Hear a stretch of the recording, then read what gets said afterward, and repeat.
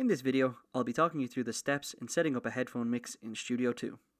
As seen in the master section setup video, we need to make sure that the auxiliary masters are set up correctly and the fallback A section is set up correctly. First, we need to make sure that on all the channels we're using, in this case the first 8, that in the aux A and B section, which are the magenta coloured pots, that pre is selected. Pre is the light grey button that is between the two pots. Pressing this ensures that the headphones are in pre-fader, which will be explained shortly. We need to make sure that the SF button, the kind of dark grey button, is not pressed. With the SF button not pressed, the signal being sent to aux A and B is coming from the large fader, which is the signal coming back from Pro Tools. With it pressed, the signal being sent to aux A and B is coming from the small fader, which is our microphone signal, as seen in the gaining in video. We always want the signal being sent to the headphones to be coming from Pro Tools.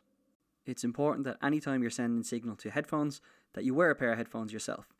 This means that you can hear the mix going to the headphones, and if there are any issues, you can sort them out there and then.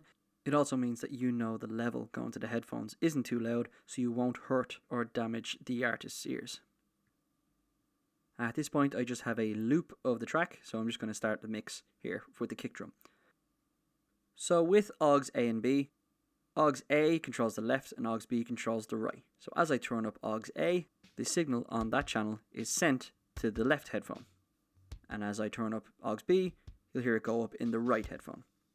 So if I want it to be in the center, I'll turn up both equally. So I turn up A and then B until I hear it roughly in the middle. And again, I'm watching the meters all the time to make sure that the level is okay. So then if I want it to be quieter overall but up the middle, I'll turn down both auxiliaries equally, and vice versa. If I want it louder, I'll turn them both up equally. So it's still in the center of the mix, but the level has changed. So then you would repeat this process across the rest of the channels to build up a headphone mix while watching the meters on the headphone amp. So now let's look at an example of what pre does. If I turn pre off, first thing you notice there'll be a level change. And also now when I turn down the large fader, which is the signal coming back from Pro Tools, it's changed the level in the headphones.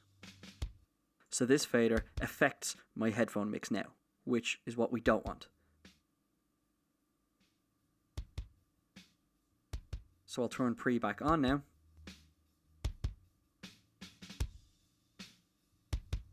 And now when I change the large fader position, the mix in the headphones does not change.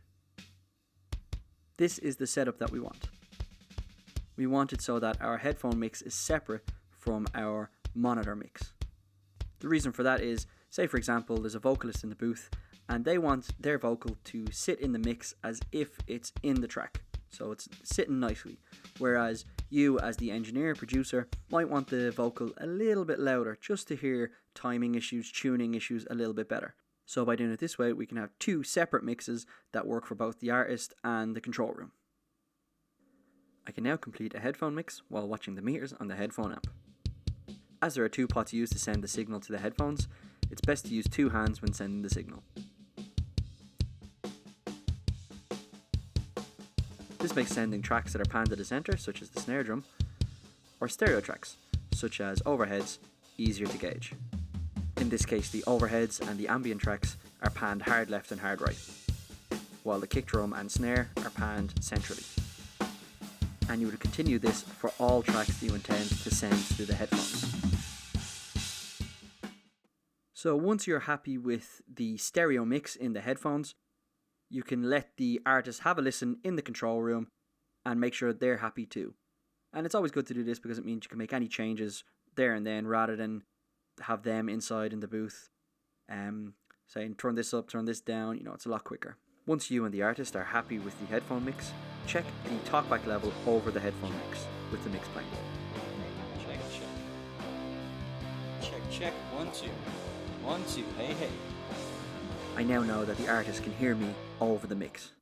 So if I'm happy with the balance, but I need to turn up the level overall, rather than trying to turn up each auxiliary individually, what I can do is come over to the headphone amp, and on the output, I can turn up the level on just one channel, or I can turn up the master volume, which will turn it up across all channels, or I can come over to my fallback A and turn up the level here so that it affects it overall, which is why it's important to leave that headroom when setting up.